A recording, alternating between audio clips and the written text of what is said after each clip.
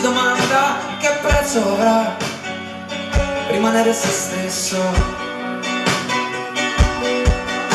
Lui spinge la propria vita in salita per ore e ha paura che il proprio sudore sia lo sforzo di un fesso. 1, 2, 3, 4, la cima appare sempre un po' più su. Il sole brucia chi sta fermo di più.